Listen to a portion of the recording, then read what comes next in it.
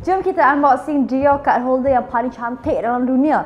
So dekat tangan Rabi sekarang ada satu Dior card holder. Memang cantik sangat-sangat, baru je masuk lagi. Kita letak ni dekat bawah. Datang sekali dengan receipt dia. Kalau kita tengok dekat receipt dia, harga yang dibeli adalah 1850 pada tahun, tengok sikit date bila owner beli.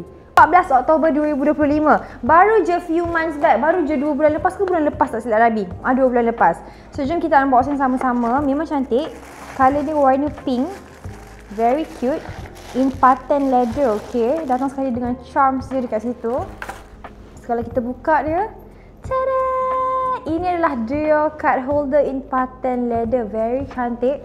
Very minimalist. Dia tak scream sangat the brand. So untuk orang yang suka macam I nak pakai luxury tapi I tak suka tunjuk dekat orang yang pakai mahal. Ni, this is the best option for you guys sebab dia very silent, okay. Dia macam ada mainnya je Dior kat situ, okay. If korang tak suka, korang boleh cabut juga.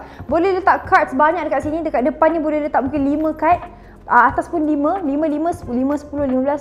Lepas tu dalam ni pun boleh lagi 30 card kot mungkin muat dekat dalam ni, insyaAllah. Bawah 30 lah, okay. Harga dia tak mahal, condition like new. Harga dia cuma RM1,200 sahaja. Condition memang cantik, full set, receipt box semua masih lagi ada, okay. So kalau korang nak tengok, kalau korang nak tahu, sekarang kita tengah ada year end sale.